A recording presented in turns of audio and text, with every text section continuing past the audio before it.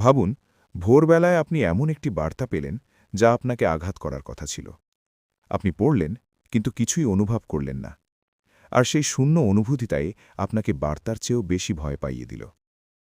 আপনি ভাবতে পারেন আপনি নিজেকে নিয়ন্ত্রণে এনেছেন, কিন্তু হয়তো আপনি জানেন না এটাই অন্য কিছুর শুরু। বেশিরভাগ সময়ে আমরা প্রতিক্রিয়া দেখাতে চাই না, তবু আমরা দেখাই। একটু ভেবে দেখুন, যদি প্রতিক্রিয়ার মূল্য এত বেশি হয়, তাহলে কেন সেটা নষ্ট করব তর্ক বা বিতর্ক জেতার জন্য? কেন তার রক্তক্ষরণ থামানো হবে না? যদি প্রতিক্রিয়াই সমাধান হতো, তাহলে কেন তর্ক বছরের পর বছর ধরে চলতে থাকে? আপনি যদি জেতার জন্য প্রতিক্রিয়া দেখানো বন্ধ করেন, তাহলে আপনিই পরোক্ষভাবে বিজয়ী হন, কারণ প্রতিক্রিয়াই মানুষকে আপনার উপর নিয়ন্ত্রণ দেওয়ার সুযোগ করে দেয়। আপনার আবেগের উপর যদি দৃঢ় নিয়ন্ত্রণ থাকে, তাহলে ঝগড়া আর তর্কের সময় কিছু অদ্ভুত ঘটে। আপনি শান্ত আর নীরব থাকলে, আপনি শুধু শান্ত দেখান না, আপনার উপস্থিতি তখন অন্য স্তরে উঠে যায়।